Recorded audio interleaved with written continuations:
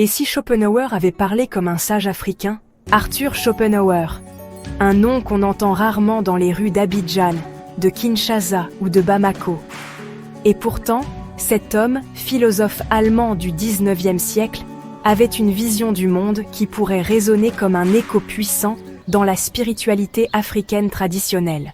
Oui, Schopenhauer, ce penseur mélancolique, est surtout connu pour sa théorie du vouloir vivre, cette force aveugle et irrationnelle qui pousse l'homme à désirer, souffrir, espérer, encore et encore. Il disait que la vie est souffrance parce que désirer, c'est manquer, et manquer, c'est souffrir. Alors que fait-on? On cherche la paix. Et pour lui, cette paix, on la trouve dans le détachement, dans la contemplation, dans l'abandon de l'ego. Ça vous rappelle quelque chose? Maintenant, faisons un saut en Afrique.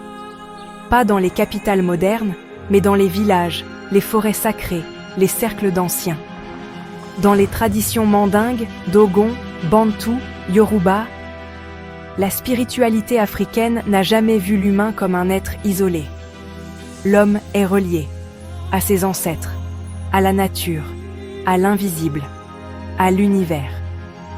Il n'est pas un maître, mais une parcelle du tout. Et dans ce tout, le désir égoïste est perçu comme une maladie de l'âme.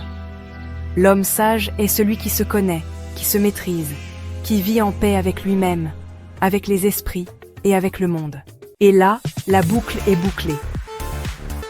Schopenhauer, dans son pessimisme occidental, rejoint les sages africains dans leur sagesse ancestrale. Il dit que la solution à la souffrance humaine, c'est le renoncement à l'ego, à la volonté personnelle.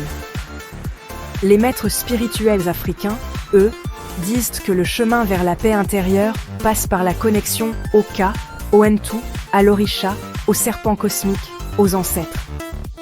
Tous deux parlent d'un même détachement, mais dans des langages différents. Mais ce qui rend la spiritualité africaine encore plus puissante, c'est qu'elle n'est pas simplement une fuite du monde. Elle réconcilie, elle relie, elle guérit. Elle enseigne que le bonheur ne vient pas de ce qu'on possède, mais de ce qu'on partage. Que l'harmonie avec la communauté, la nature et l'invisible est plus importante que la gloire personnelle. Là où Schopenhauer voit la douleur, l'Afrique voit une initiation. La souffrance, c'est une épreuve. Le désir, un feu à dompter. La sagesse, un retour à l'essentiel. La paix, une union avec ce qui nous dépasse. Alors non, Schopenhauer n'a pas copié l'Afrique. Mais il a touché, avec ses mots d'Européens désabusés, une vérité que l'Afrique connaît depuis toujours. La clé du bonheur n'est pas dans le monde extérieur, mais dans la paix intérieure. Et si on arrêtait de penser que la philosophie appartient aux livres poussiéreux et qu'on écoutait un peu plus les anciens? Et si les étoiles que regardait Schopenhauer brillaient aussi au-dessus des baobabs? L'Afrique n'a pas besoin de philosophie étrangère pour se découvrir. Elle est déjà une philosophie vivante. Mais parfois, dans un miroir inattendu, même allemand, on peut reconnaître la beauté de son propre visage.